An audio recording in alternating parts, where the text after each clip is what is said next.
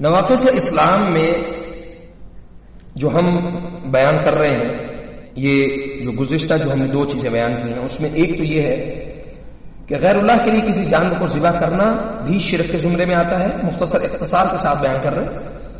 اور جو شخص اپنے اور اللہ تعالیٰ کے درمیان کسی کو وسیلہ سمجھ کر پکارتا ہے اور اس سے سفارش طلب کرتا ہے تو وہ شخص بھی کافر، سفارش طلب کرتا ہے اور اس پر کسی قسم کا توکل اور بھروسہ کرتا ہے، ایسے شخص کو اجتماعی طور پر کافر قرار دیا گیا ہے. اور جو شخص مشرکین کو کافر نہ سمجھے اور یا ان کے کفر میں شک کرے یا ان کے مذہب کو صحیح سمجھے، ایسے شخص کو بھی کافر قرار دیا گیا.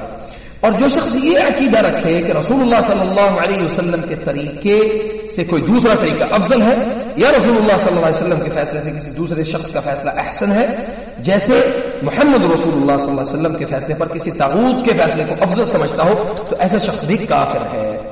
جو شخص یہ عقیدہ رکھے کہ رسول اللہ صلی اللہ علیہ وسلم کے لائے ہوئے دین میں سے کسی ایک حکم سے بغض عداوت رکھے، اگرچہ اس پر عمل بھی کرتا ہو، پھر بھی اسے کافر قرار دیا جائے گا.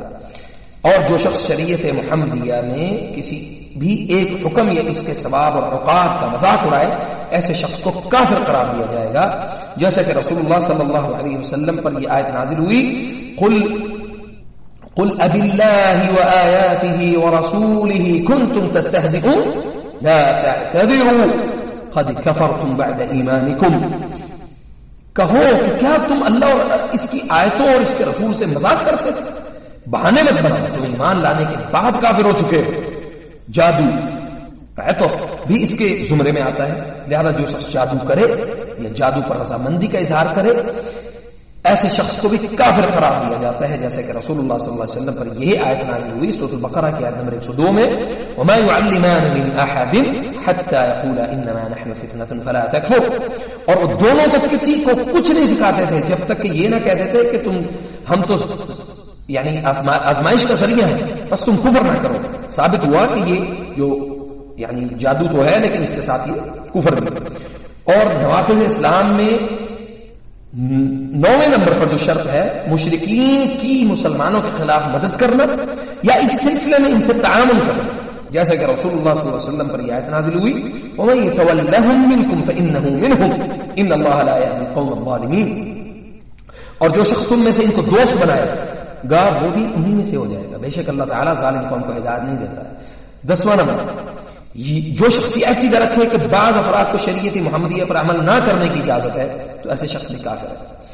11ویں شرط، دین الہی سے اعراض کرنا، نہ تو اس کا علم حاصل کرنا اور نہ ہی اس پر عمل کرنا.